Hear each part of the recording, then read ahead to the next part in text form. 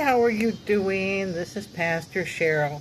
This is kind of like a continuation of what we were into yesterday, the end of the discourse. Anyway, see this colored, where I have it all colored in.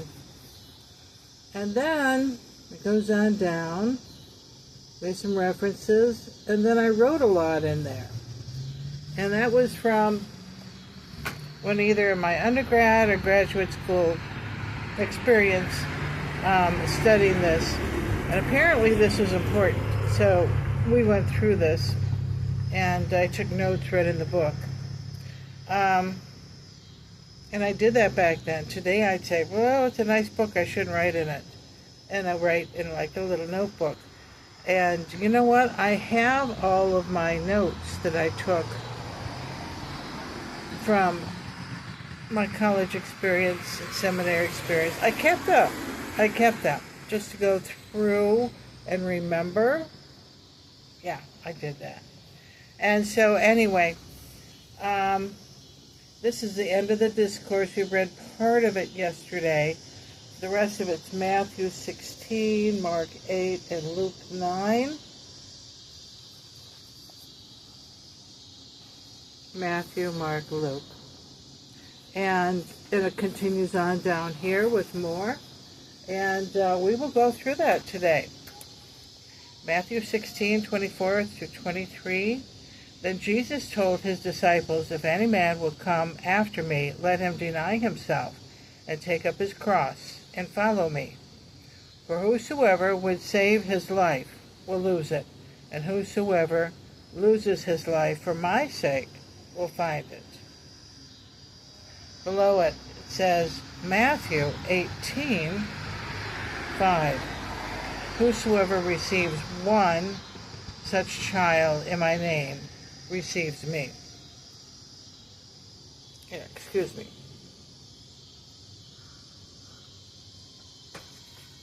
Today it was very nice out.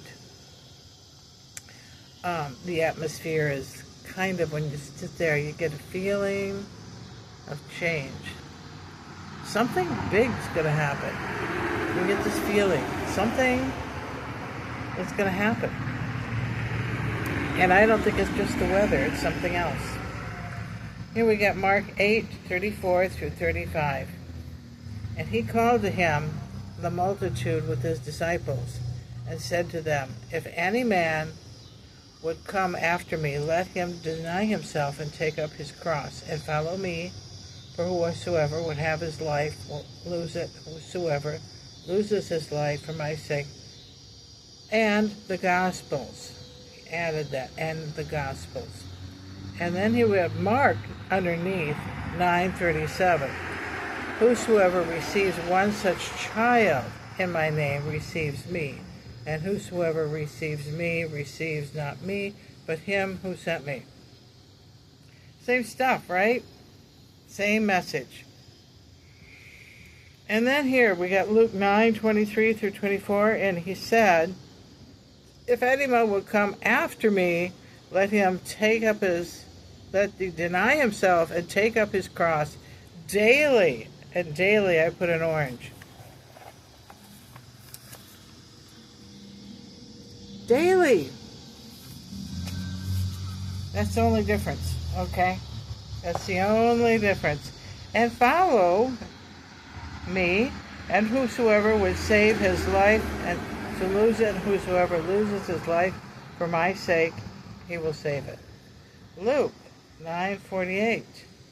Whosoever receives this child in my name receives me. Whosoever receives me receives him who sent me. And then I wrote all these notes. I just can't get over it.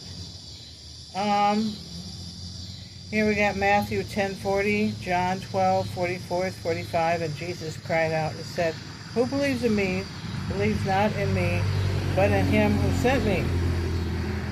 And he who sees me sees him who sent me. Also John 13:20. Truly I say to you, whoever receives anyone whom I send receives me, and who receives me receives those who sent me.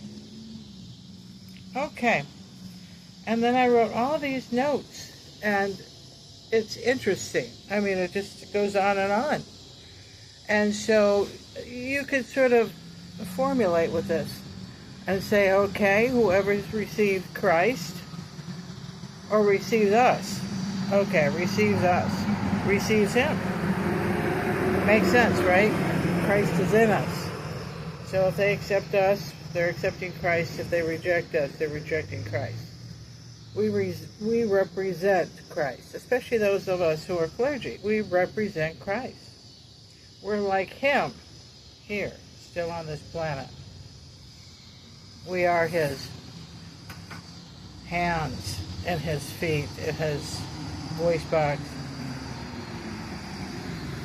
And so we do that. Yeah, I'm going to wipe this off here. This is important, of course, but I have to try to come up with a correlation. We have these neighbors next door to a medication garden that have been vandalizing the garden.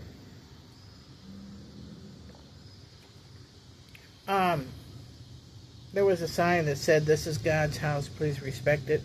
This is God's house, he built it with his own hands, please respect it." Someone tore it off the tree. And I'm thinking like, well, that takes a lot of guts. Something's going to happen to that person. Something bad will happen to that person. He apparently wants that to happen, or he wouldn't have done it. And so I repainted the sign. It was a couple years old. Not that old, really. Just, just a couple years. And then he tore off another one. It said that, there was a video presence there, and